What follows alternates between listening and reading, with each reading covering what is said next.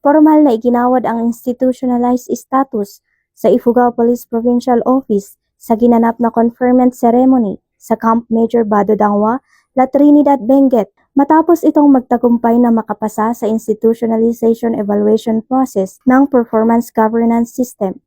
Ang makasaysayang seremonya ay pinangunahan ni Police Brigadier General Erickson D. Dilag, Regional Director ng PROCAR, kasama si Dr. Virgilio Ablasa, Vice Chairperson ng Regional Advisory Group for Transformation and Development, kung saan tinanggap ng Ifugao Police Provincial Office ang Silver Eagle Award matapos makamit ang kahangahangang markang 90.05% sa nasabing pagsusuri. Ang Silver Eagle Award at Institutionalization Pin ay buong pagmamalaking tinanggap ni Police Colonel Jeremias G. Oyawon, Provincial Director ng Ifugao PPO, kasama si Reverend Jimmy Lajauna, Chairperson ng Provincial Advisory Group for Police Transformation and Development.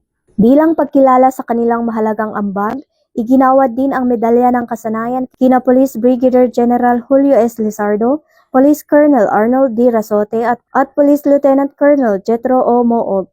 Kinilala rin ang lahat ng key personnel ng Ifugao Police Provincial Office at mga miyembro ng RAG-PTD at PAG-PTD para sa kanilang hindi matatawarang suporta, dedikasyon at pakikilahok sa pagpapatupad ng mga reforma at pagbabago sa organisasyon.